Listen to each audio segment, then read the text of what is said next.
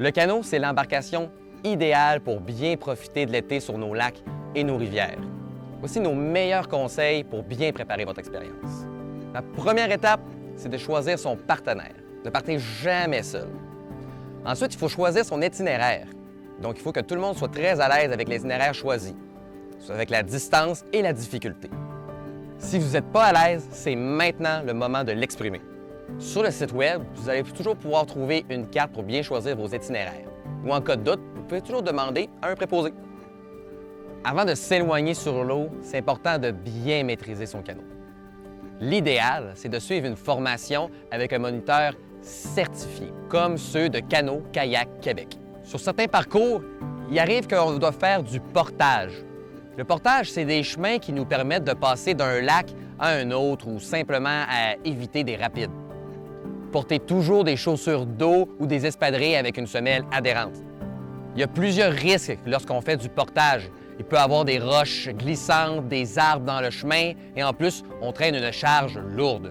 Il est important de prendre son temps et de faire plusieurs voyages au besoin. Les portages, c'est aussi l'occasion parfaite de prendre une pause pour pouvoir boire et manger. En canot, on l'oublie souvent, on a beau être sur l'eau, on est quand même en plein soleil en train de faire une activité physique. Il est donc très important de ne pas oublier de bien boire et de bien manger.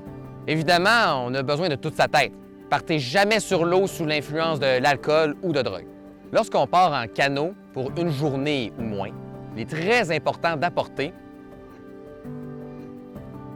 de la crème solaire, des lunettes de soleil et une serviette, une lampe de poche ou frontale, 2 litres d'eau par personne, des vêtements appropriés pour la saison, du genre un coupe-vent, une veste et surtout des vêtements de rechange, des chaussures d'eau ou des espadrilles, les gougounes, c'est non, un lunch et bonne quantité de collation, une trousse de premiers soins et bien sûr un sac à déchets, un moyen de communication, une carte de l'itinéraire et les instructions du centre de location pour les urgences.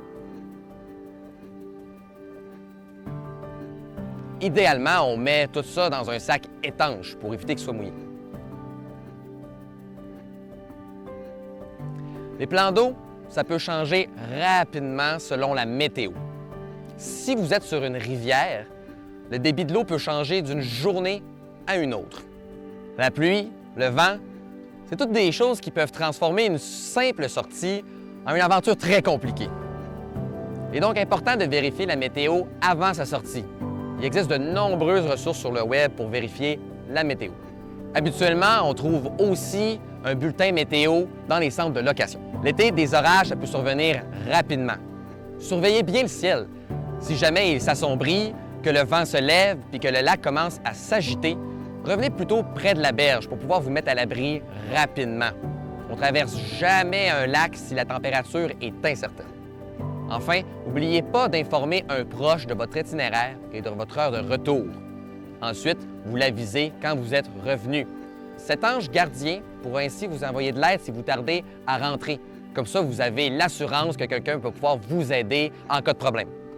Voilà, maintenant vous êtes prêts à vous aventurer sur les lacs et rivières en toute sécurité et avec beaucoup de plaisir. Bonne excursion de canot!